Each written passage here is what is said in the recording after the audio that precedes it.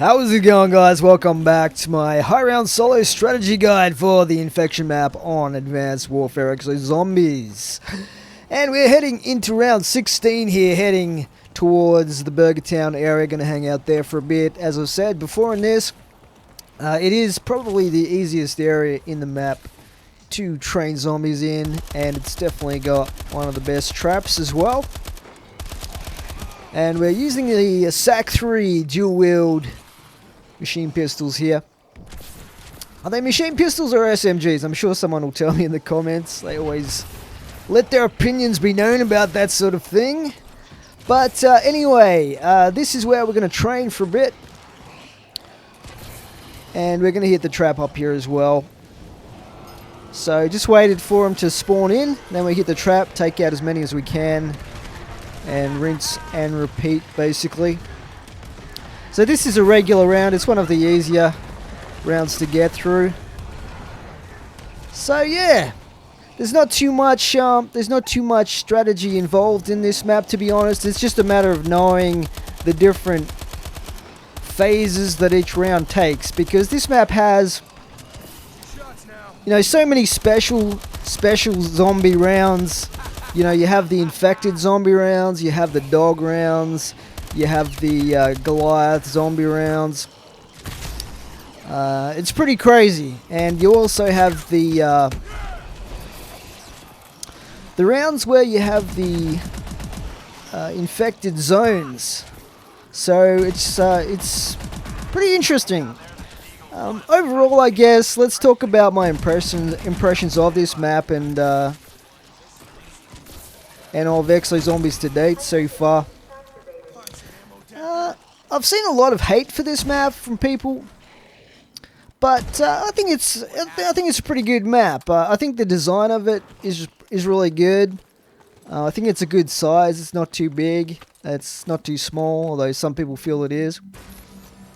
It's got a lot of variety to it, and they've also just gone crazy. I think the one thing about it is I think they've overcomplicated some of the bells and whistles, like having a different type of trap in each zone and orbital drops in the mix, plus these things like the ambulance and the invisibility thing that you can buy off the wall. It's just like they're throwing too much into the map, trying to get it to be interesting.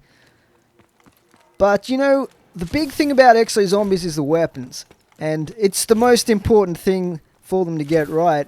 And while the regular sort of weapons like these SAC 3s and whatever else is in the box are pretty good for low rounds, where it falls down is, in a huge way, is the lack of a decent pack-a-punch weapon, if you like. Like, the upgrade system in Exo Zombies is just tragically lame. It's just terrible. And there's no good OP weapons like we had in regular Treyarch Zombies. And I just don't think that they got that most important factor right in Exo Zombies yet. They also seem to have pretty much stuck with it in this second map. So hopefully they wake up, and in maybe the last map, if they have a chance to work on that a bit more, we might get something a bit more epic, because it's been a bit of a disappointment, to be honest, in terms of the weaponry and the upgrading of the weaponry.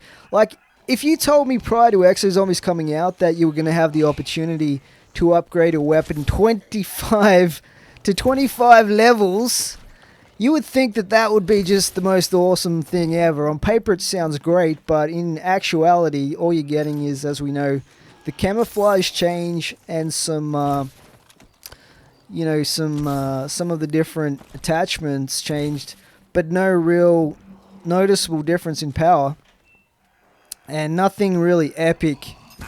Like the special weapon in this map is not actually that great.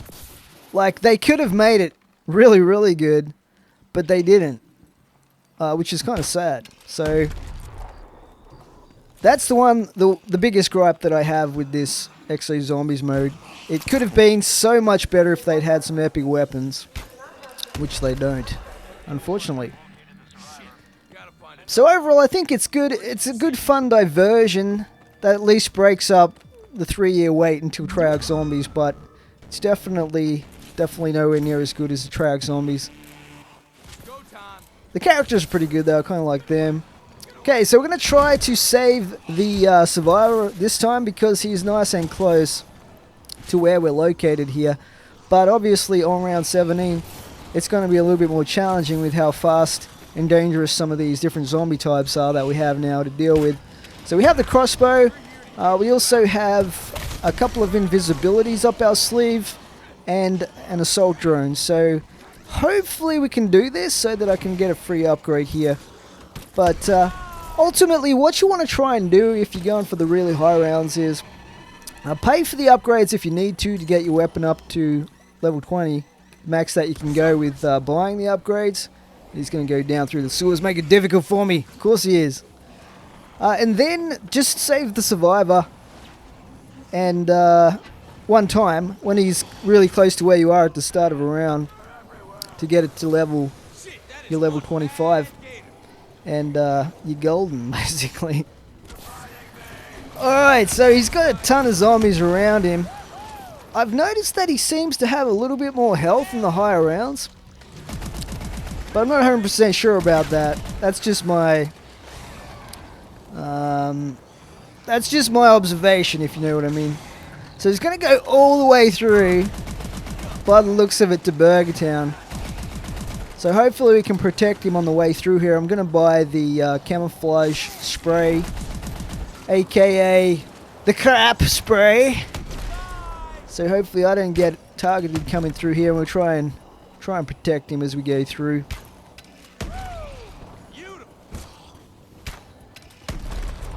Yeah, but I love the look of this map. I think that it did a great idea of the detailing in it and the general layout. Hopefully we get something a little bit different though coming up, you know, in the next few maps. Maybe an outdoor map, somewhere that's not industrial. That could be interesting. Or something completely different. I think would be good, because suburbia, not that interesting if it's every map, you know what I mean? Come on, come and pick up this guy. Where's the warbird? I think it's coming. So yeah, obviously as you can tell, the survivors will get airlifted at different places. So you have to be a little bit flexible in where you take him to. But there, we did it successfully. So you can do it in the higher rounds. It's just a lot more challenging is all. Especially solo. If you're playing co-op, it's a little bit easier. Because you can have one guy escort the survivor while everyone else just trains zombies without killing them, so that they get most of the zombies in other areas of the map.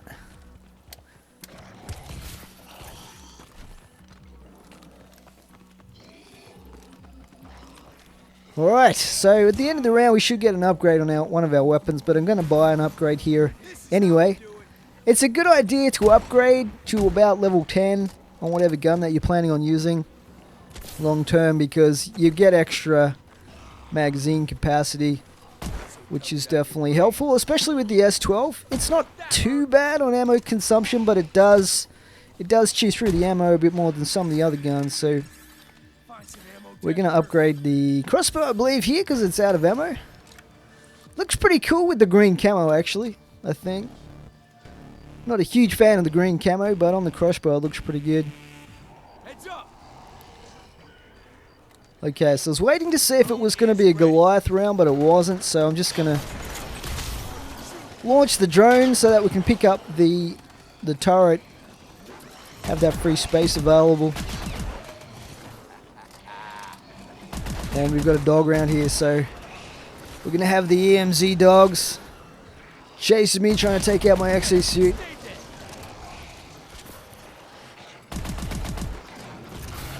Alright. So yeah, basically with this kind of map, there's not a great deal of strategy. There's some good tips and tricks in this series that probably some people will benefit from. But it's not like a map where you need a specific strategy in higher rounds. you know, where you need to exploit the spawns in the zones and stuff like that, and run a specific figure of 8 or whatever it is. But there's some tips and tricks, I guess. And as always, with every single zombie map, I always do the guide through round 30 plus. So we're going to do the same on this map as well. And it looks like we're getting towards the end of round 18 here. So just going to keep upgrading at the end of the rounds now. I don't have too much else to spend my points on. We might hit the box a bit later as well and try and get the new weapon. So we have to leave Burger Town because we've got the toxic gas. This is where my training pays off. So far we don't have the toxic gas up here. So we'll probably hang out here for a little bit. I'm going to hit the automated sniper trap just to try that out. But as I said before, I don't really find it that super useful. The electrified floor in the spawn area is actually really good. But it's a little bit more dangerous to run trains in there without touching the floor yourself. Okay, we get a lot of EMZs here, we have to be careful. So hit the ambulance. Try and take a bunch of these guys out with the grenades. It's almost like you have built-in flopper in this map, and we actually have the Goliath as well here. Chasing us mid-round, so gonna have to be extra careful. We don't have the benefit of the orbital strikes in this area, and there's no lethal trap either, so we're gonna have to try and take him down with weaponry. Now obviously the problem playing solo is it's quite difficult to land your shots on him because he uses the shield, which protects him from damage from the front most of the time. So you kind of have to time your shots for when he is just about to hit you or he's just swung at you. Or you can get some of the area damage going with your grenades and stuff like that. Splash damage. Wow, he's super accurate with that that EMP rocket or whatever it is that he shoots. He's got a fair bit of health as well. But I'm not sure if it scales with the levels. I don't think that it does. Or not noticeably anyway.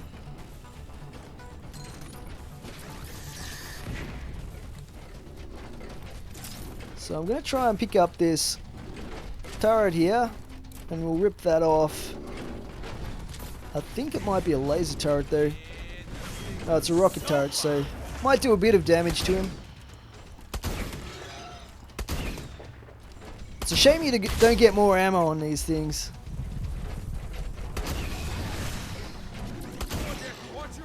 Alright, out of ammo. Still got a bit left in the S12.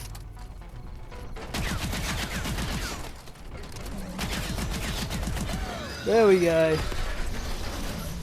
Thank goodness we got him down in the end. Got our max ammo.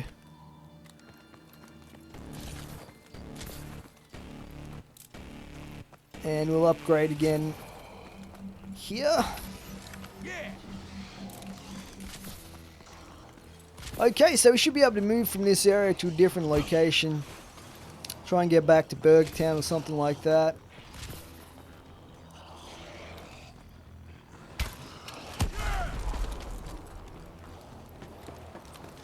Some people really like the Mayhem as well. I personally haven't used it very much in Exo Zombies. It's a cool looking weapon, but I prefer the point building weapons myself, if possible. Mind you, at the moment in this game I'm not really using point building weapons at all. So yeah, we've headed back to Burger Town. So again, this is a regular round. Should be fairly easy to survive this one. Just running trains and using the orbital strikes.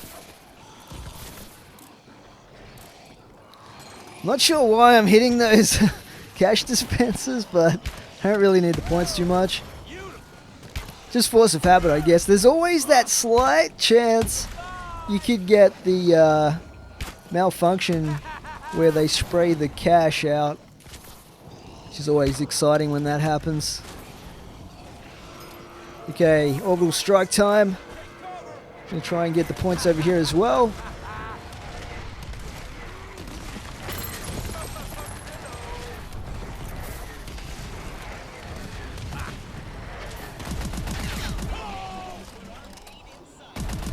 The other thing that's a little bit different in Exo Zombies is you can stagger the zombies with your shots, which is actually pretty cool and quite useful.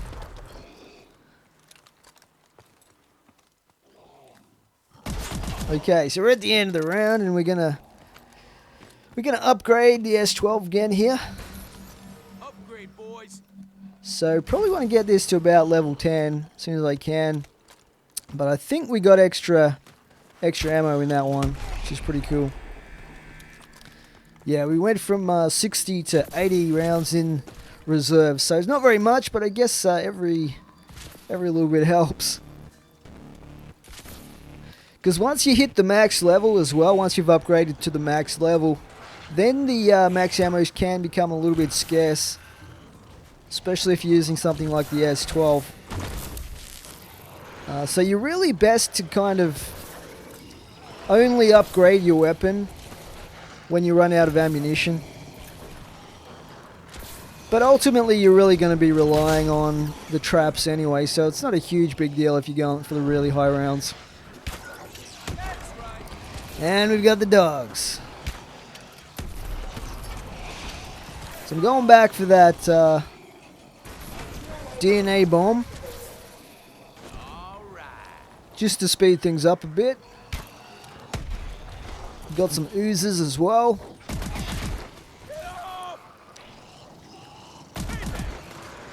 So yeah, I think they must have realised how easy the dog rounds were in the first map, Outbreak, because they've definitely made them a little bit more challenging with all the other zombies in the mix as well.